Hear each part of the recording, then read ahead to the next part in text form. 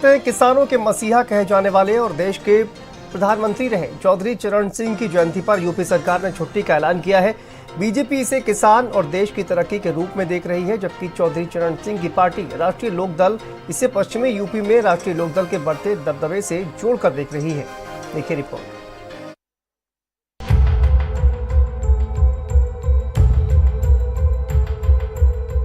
संसद से लेकर विधानसभा तक चौधरी चरण सिंह किसानों के मसीहा रहे हैं। यूपी सरकार उनके सम्मान में कोई कसर बाकी नहीं छोड़ना चाहती। योगी सरकार ने चौधरी चरण सिंह की जयंती पर 23 दिसंबर को सरकारी अवकाश की घोषणा की है। गौरतलब है कि इससे किसानों के गुस्से में थोड़ी नरमी आएगी।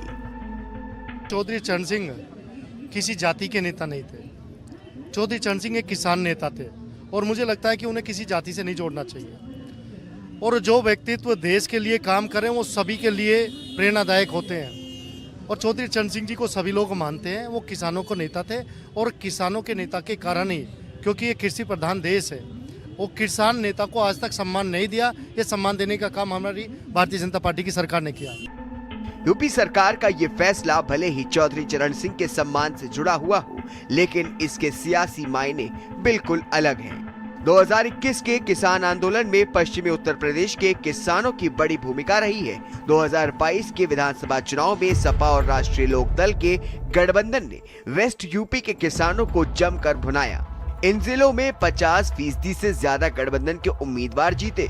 जाट और किसानों में बीजेपी की पकड़ धीरे धीरे कमजोर होने लगी, जिसके बाद बीजेपी ने शांत रहकर एक बड़ा कदम उठाया है। बीजेपी चौधरी चरण सिंह को मसीहा बनाने वालों के दिलों में अपना असर छोड़ना चाहती है, मगर किसान, कमेरे और जाट अब भी कृषि कानून को लेकर तय हुए वादे पर अड़े हुए हैं। राष्ट्रीय लोकदल गाहे बजाहे इन मुद्दों को हवा देती रहती है।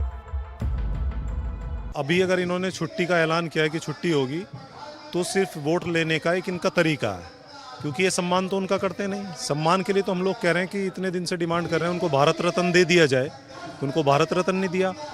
दूसरा, कोई ऐसा बीजेपी का प्रधानमंत्री मुझे याद नहीं आता कि जो उनकी जयंती पे या पुण्यतिथि पे उनको माल्यार्पण करने जाता हो।